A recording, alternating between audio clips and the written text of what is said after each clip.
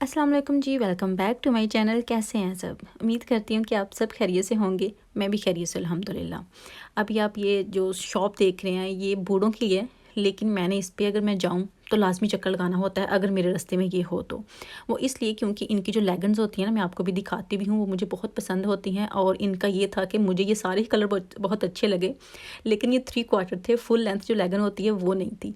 और ये इनकी क्वालिटी बहुत अच्छी होती है। ये जो आप बटन्स देख रहे हैं ना, स्पेशली मुझे ये बहुत प्यारे लगते हैं।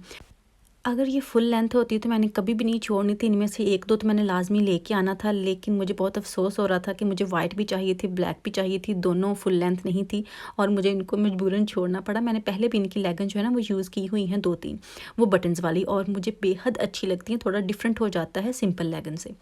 तो ख़ैर फुल लेंथ उनके पास नहीं थी और ये कुछ कार्डिगन जो हैं वो मैं देख रही थी कि समर के लिए लाज़मी चाहिए होती हैं और मुझे कोई बहुत अच्छी मिल नहीं रही। प्राइमार्क से इस बार मैं लेना नहीं चाहती क्योंकि आप लोगों ने मेरी इतनी देखी है प्राइमार्क की कि अभी मैं खुद भी थक गई हूँ। वो दिखा के पहन के मेरा दिल है कि बाहर जाने के लिए 2-3 ले लूँ और घर के लिए भी 1 आध मैं ले ही लूँ, अच्छी लगती है। समर में भी ज़रूरत पड़ती है स्पेशली यहाँ पे, तो लाज़मी होनी चाहिए। तो अभी मुझे कोई इतनी ख़ास मिल नहीं रही, वो भी मैं देख रही थी। उसके बाद जाना था लाइब्रेरी, क्योंकि वैसे मैंने थ्रेडिंग करवाने जाना था तो उसके पास अभी टाइम नहीं था, तो मैं वेट कर रही थी और बस इधर उधर घूम ही रही थी। तो बच्चे और हस्बैंड लाइब्रेरी थे तो फिर भी मैं वहाँ चली गई कि चले मैं भी वहीं जाके वेट कर लेती हूँ। तो आज लाइब्रेरी आके मैं बुक्स जो है ना वो ढूंढ रही थी अपने लिए, उर्दू की बुक्स। मेरा बहुत आजकल दिल कर रहा है मैं कोई नावल पढूं, लेकिन मुझे यहाँ कोई भी उर्दू की बुक नज़र नहीं आई। बहुत मुझे अजीब सा लगा कि क्यों बुक नहीं है, कोई तो होनी चाहिए ना। इंडियन पंजाबी कुछ थी, अरबिक में भी कुछ थी, लेकिन हमारी जो उर्दू है वो वाली नहीं थी। तो फिर मुझे तो कोई खैर मिली नहीं और मेरा वैसे दिल बहुत था कि मैं आजकल ना कुछ करती हूँ। मुझे बहुत पता नहीं क्यों शौक़ उठ रहा है बुक रीडिंग का।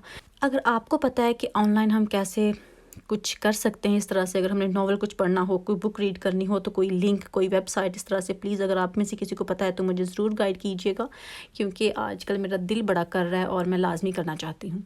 अभी मैं प्राइमार्क आई थी और आप देख सकते हैं कि यहाँ भी मैं वही देख रही थी कार्डिगन्स, और ये सेम ही है, इनका स्टाइल वो सेम ही रहता है हमेशा। आगे बटन्स लगे होते हैं और फ्रंट से ओपन होती हैं, या फ्रंट पे भी बटन लगे होते हैं, सेम ही है।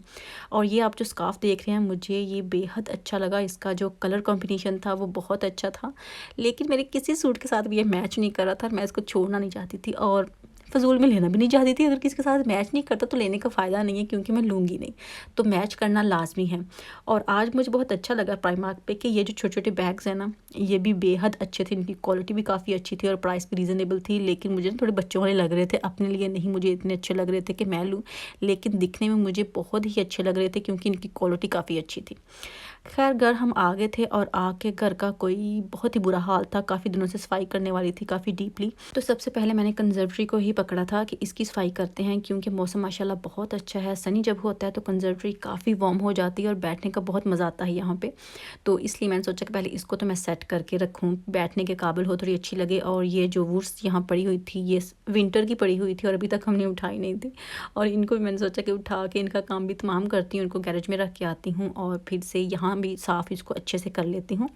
क्योंकि मेरा ये था कि कोना-कोना जो है ना कंजर्वेटरी का, वो सारा साफ़ होना चाहिए। जो जहाँ-जहाँ पड़ा हुआ है, जो भी थोड़ा बहुत यहाँ पे फर्नीचर पड़ा हुआ है, फिर मैंने सारा वो मूव किया था, जो साइड बोर्ड है और जो चीज़ें यहाँ पे पड़ी हुई हैं, क्योंकि मेरा ये था कि सफाई अच्छे से हो जाए डीपली, ताकि बार-बार इसको करना ना पड़े। ज़ाहिर-सी बात है वैक्यूम वगैरह तो करना ही पड़ता है, डस्टिंग भी करना पड़ती है, लेकिन जो इनके कोने वगैरह होते हैं ना, वो भी अगर अच्छे से एक बार साफ़ हो जाएँ तो फिर कुछ मंथ्स आराम से गुज़र सकते हैं।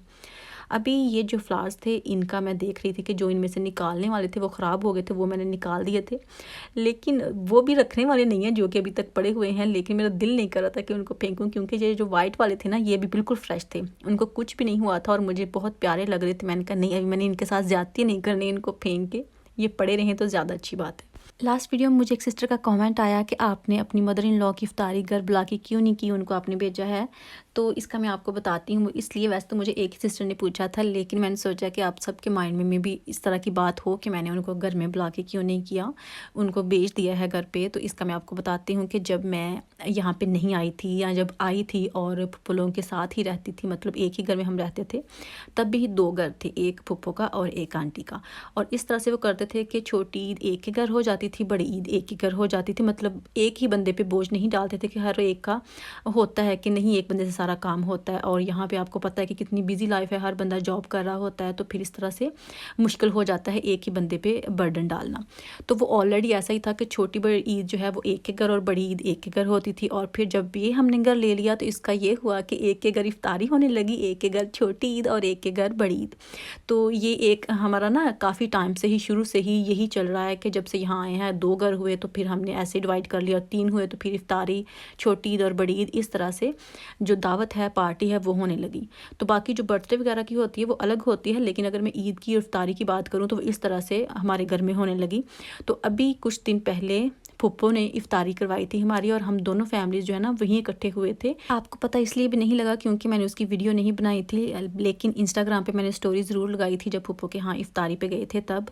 तो बस वीडियो नहीं शेयर की थी, इसलिए आपको पता नहीं चल सका। तो हम इस तरह से ही करते हैं, और ये मैंने ही नहीं किया, ये शुरू से ऐसे ही चल रहा है, और मेरे ख्याल में ये अच्छा है क्योंकि हर एक को बार बार जो है वो नहीं करना पड़ती इस तरह से पार्टी। तो खैर मकसद ये नहीं होता कि हमारे घर में क्यों नहीं है, उनके घर में क्यों नहीं है, हर एक की करवानी चाहिए। मकसद तो मिल बैठने का होता है, वो हम वैसे भी मिल ही लेते हैं, आते जाते रहते हैं, वो एक अलग बात है। लेकिन मैंने सोचा कि मैं आपको थोड़ा सा एक्सप्लेन कर देती हूँ कि हमारे घर में इस तरह का थोड़ा सिस्टम है कि एक ने ही करवानी होती है इफ्तारी, सब ने नहीं करवानी होती है। और वो मैंने जस्ट वैसे ही भेजा था कि मुझे अच्छा नहीं लग रहा था, कि क्योंकि मैंने अपनी फ्रेंड्स को भेजे थे, और फिर उनको भी मेरा ये था कि उनको भी मैं लाजमी भेजती हूँ, क्योंकि फैमिली पहले होती है, फ्रेंड्स बाद में होते हैं। तो अगर मैं फ्रेंड्स को भेज रही हूँ तो फिर उनको भी मुझे लाजमी भेजना है।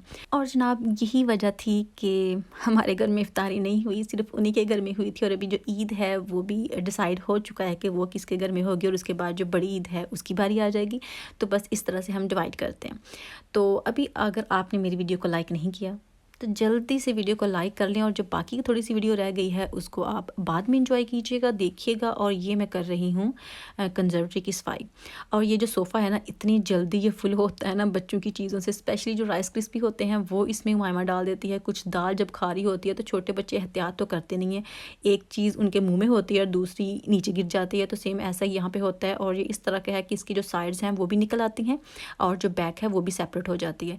तो थोड़ा ईजी हो जाता है, तो इसको निकाल के तो फिर आप वैक्यूम कर सकते हैं। और अभी वैसे हस्बैंड कह रहे थे कि इसको मैंने वॉश करना है, और मुझे समझ नहीं आ रही कि वॉश करके तो ये ख़राब हो जाएगा, इसमें पानी नहीं जाएगा और ये ड्राई नहीं होगा, तो ये पता नहीं ये कैसा रहेगा।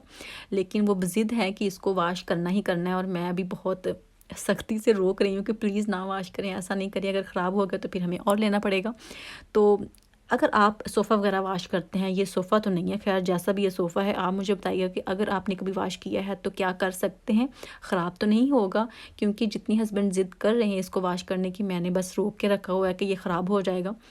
तो क्योंकि गंदा बहुत हुआ है, मामा कुछ पीती है तो वो भी साथ ऊपर गिरा देती है थोड़ा बहुत। अगर कोई इस तरह से मीठी चीज़ होती है वो भी इसके ऊपर गिर जाती है, तो फिर उसके ऊपर निशान जो है ना वो काफ़ी पड़े हुए हैं, तो वो दिखने में बुरा लगता है अगर पास से देखो तो।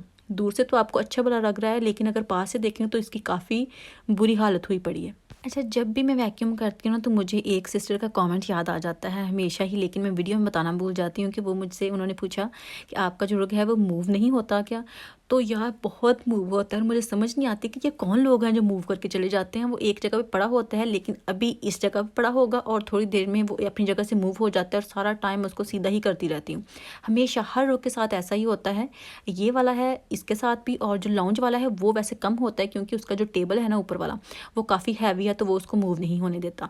लेकिन जो ये वाला है ये भी मूव हो जाता है, और जो मैट पड़े हुए हैं बैक डोर के पास और फ्रंट डोर के पास वो भी अपनी जगह पे कभी नहीं रहे, वो भी इधर उधर हिलते ही रहते हैं। और जब भी हम उसके ऊपर जाएं उसको सीधा ही करना पड़ता है, और मुझे बहुत हैरत होती है कि ये अपनी जगह से मूव कैसे हो जाते हैं। उनके लिए मैंने वो स्टिकर्स भी लिए हुए हैं, लेकिन वो कारपेट की वजह से उसके साथ जुड़ते नहीं हैं, इसलिए वो फिर से मूव हो जाते हैं। तो जब हम फ्लोर करवाएंगे कारपेट उठवा के तो फिर में भी कुछ बेटर हों, लेकिन अभी तक तो बहुत तंग करते हैं मैट, बहुत ही ज़्यादा। तो खैर सारी सफाई जो है वो तो हो ही गई थी ऑलमोस्ट, और उसके बाद इफ्तारी का टाइम होने वाला था। ये तो मैं कुछ आवर्स पहले ही लगा देती हूँ, कुछ आवर्स, जी हाँ, हमारा जो ओवन है ना वो थोड़ा लेट काम करता है, मतलब स्लो काम करता है। तो इसको तकरीबन मैंने 2.5 घंटे पहले लगाना होता है, बड़ी मुश्किल से 2.5 घंटे में ये कंप्लीट होते हैं। तो ये हसन को काफ़ी पसंद है वैसे, तो इसलिए मैंने सोचा कि चलें फिर से एक बार बना लेते हैं जल्दी जल्दी वाला, क्योंकि कुछ दिन पहले आपने देखा था कि हमने यही इफ्तारी जो है वो बनाई थी, और आज भी सेम वही बनाई है। तो इसको मैंने मैरिनेट करके पहले रख देना होता है कुछ आवर्स के लिए, और उसके बाद इसको मैंने डायरेक्ट ओवन में रख देना होता है, और बस ये हो जाते हैं जल्दी से तैयार। कुछ आवर्स बाद। जी हाँ, और यही थी मेरी आज की वीडियो। अगर आपको मेरी आज की वीडियो अच्छी लगी हो तो लाइक कीजिएगा, शेयर कीजिएगा और कमेंट करके बताइएगा कि आपको आज की वीडियो कैसी लगी। इंशाल्लाह नेक्स्ट वीडियो में फिर मुलाकात होगी। ढेर सारी दुआ में याद रखिएगा। तब तक के लिए अल्लाह हाफिज़।